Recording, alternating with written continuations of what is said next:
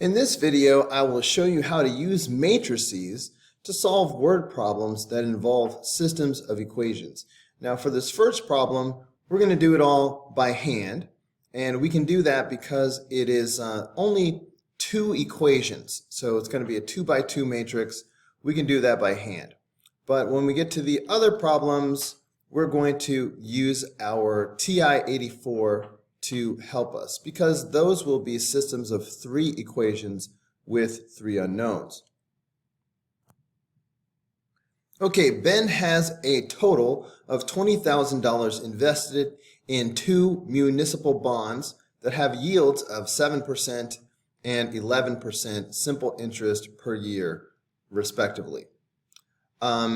If the total interest he receives from the bonds in 1 year is $1,880, how much does he have invested in each bond? That last sentence is very important because it tells us what the variables need to be. Okay, so we need a variable that represents how much he has invested in each bond. So let's let X equal the amount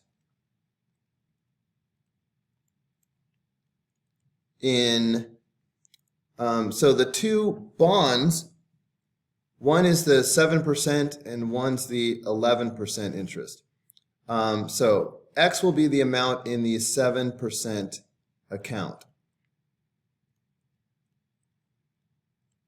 And we will let Y equal the amount in the 11% account.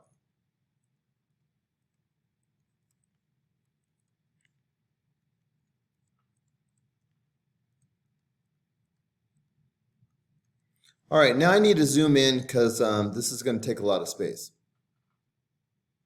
Now it's time to write a couple of equations. The first equation is going to be very simple because it is going to be an amount equation. All right, we know all of the amounts. X is the amount in the first account. Y is the amount in the second account, and we know that the total amount invested is $20,000. So X plus Y should equal 20,000. So that's the first equation, very simple. The second equation will be an interest equation.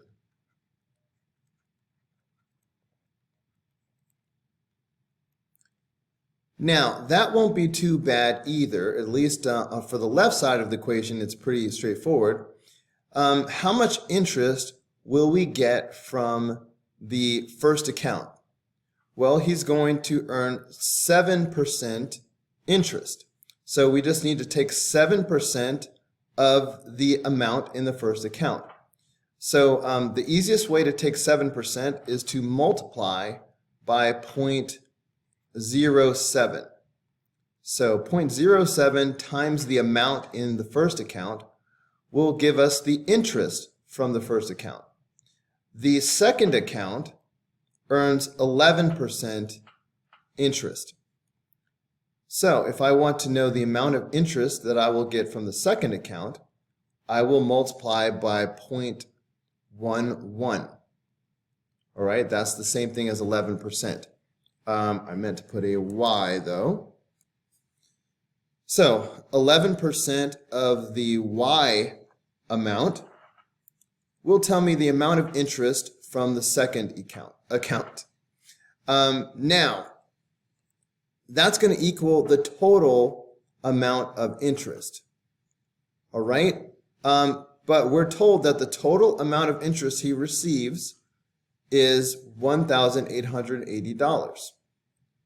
So that's going to go right here, $1,880. So we have a system of equations. Now let's solve this system using matrices. So first, here is the coefficient matrix.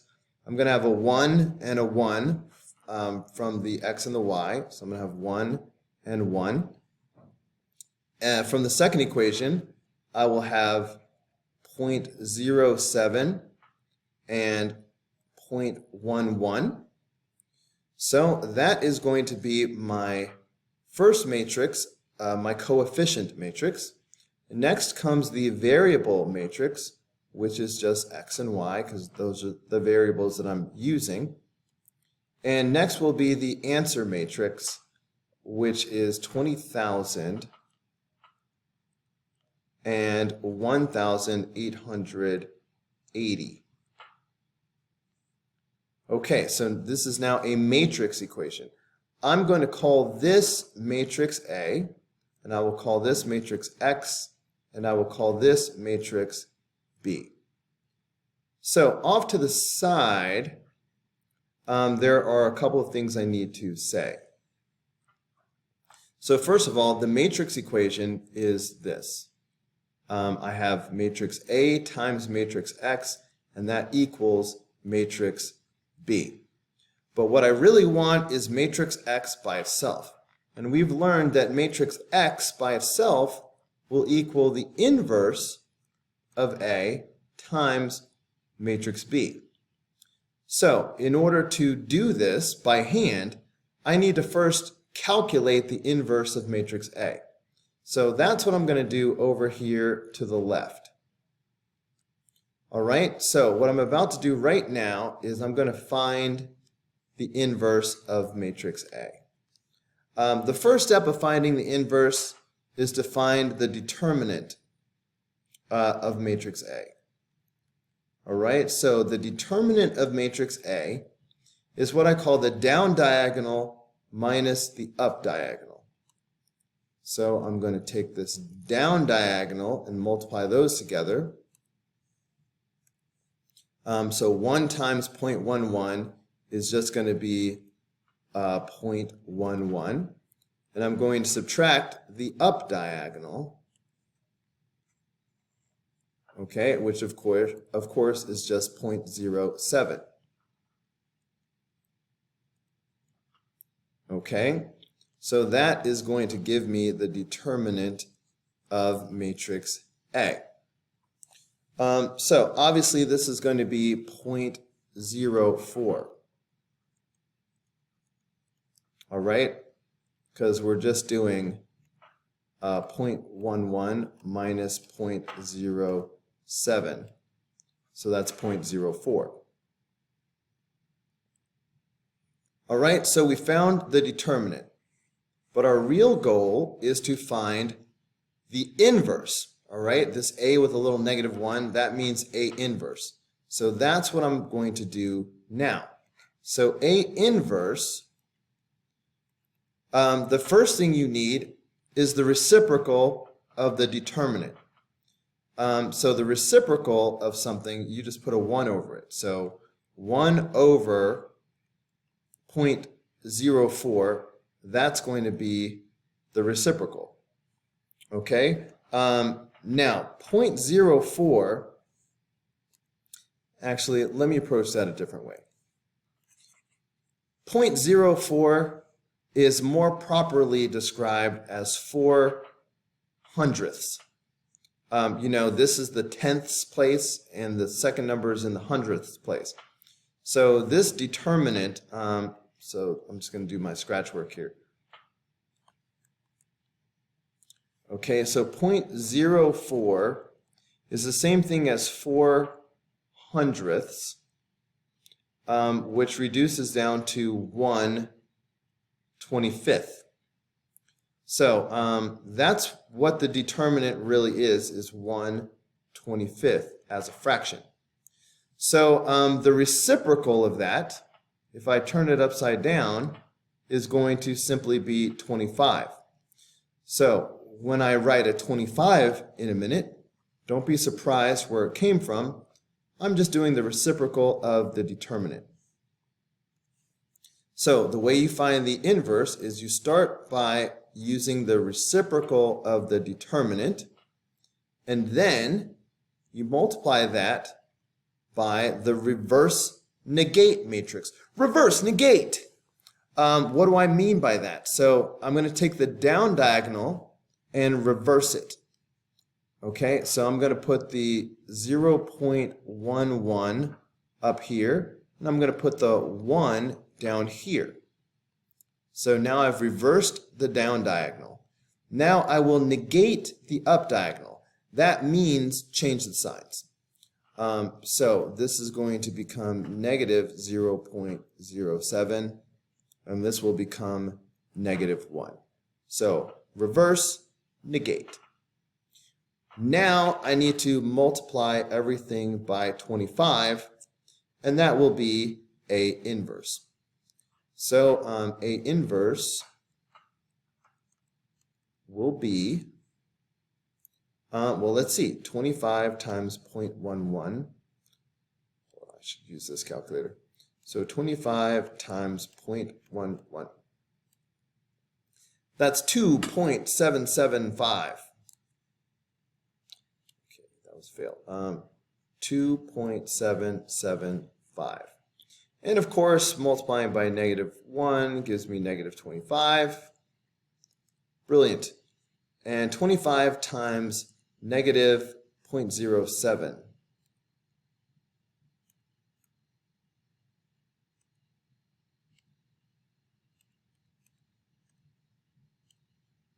That is negative 1.75.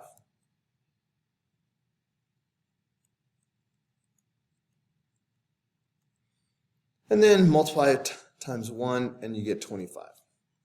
So I did all that so I could have A inverse, and now I've got it. So now I can move over to this side and start doing this. So I want to do A inverse times B. Okay, so that's going to be A inverse, so I need to do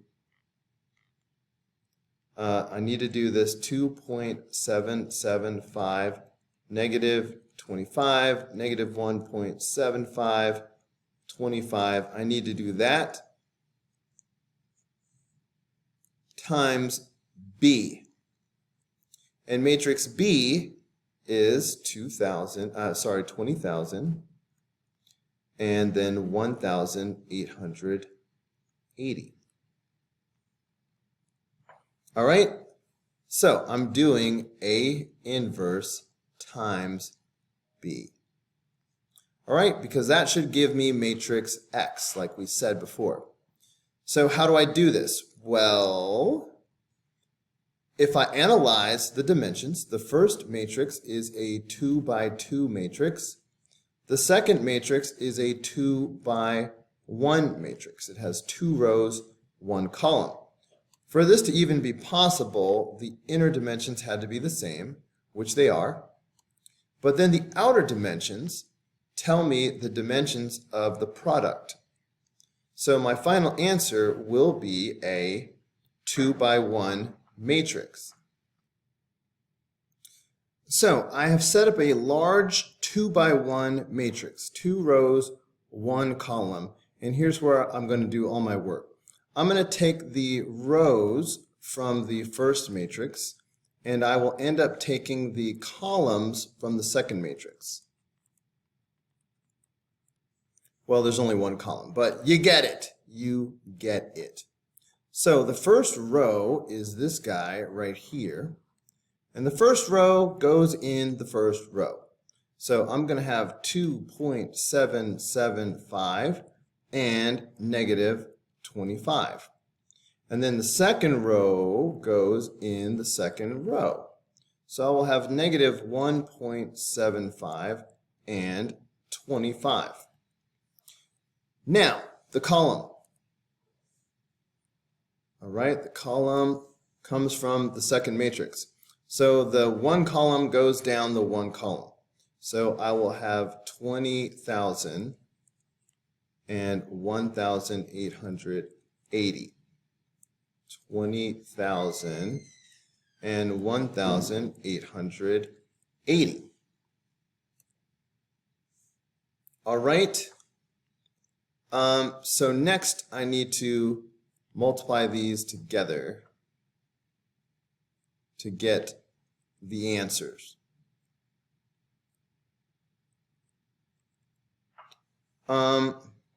Okay, let's see what happens.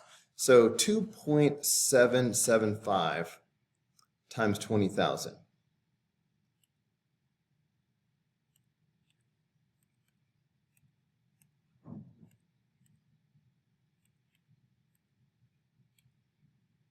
Okay, so that's 55,500. I feel like I need just a tiny bit more space.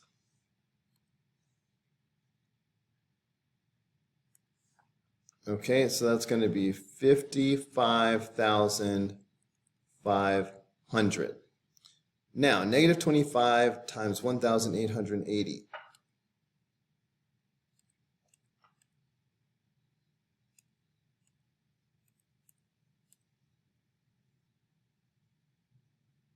I typed that in wrong. So negative 25 times 1,880.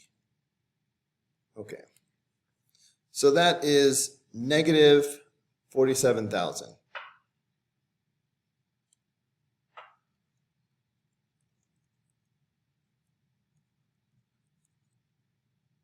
Okay. Now, negative 1.75 times 2,000.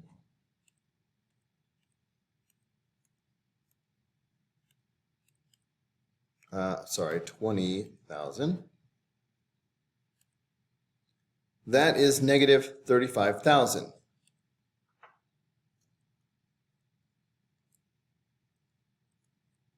And 25, well, okay. If this is negative 47,000, then this will be positive 47,000. So let's just go with that. Okay.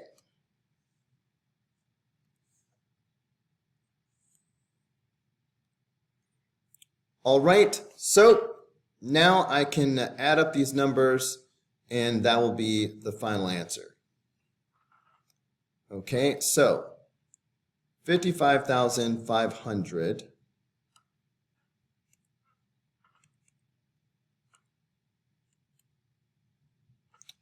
minus 47,000 is 8,500.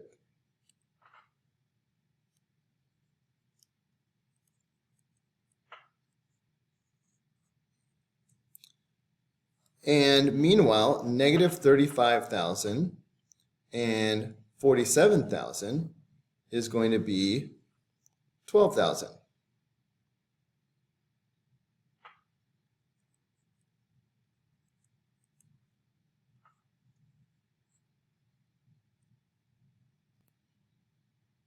So that means the final answer after doing A inverse times B is the matrix 8,500, 12,000. Okay, so that tells us that X equals 8,500 and Y is equal to 12,000. So we've labeled everything, so we know that that tells us that there will be $8,500 in the 7% account and $12,000 in the 11% account. So you should write up your final answer like this. All right, this video has been long enough, so I'm going to go ahead and stop it right here. If you want to see how to solve a word problem using a calculator, the TI-84, go ahead and watch the next video.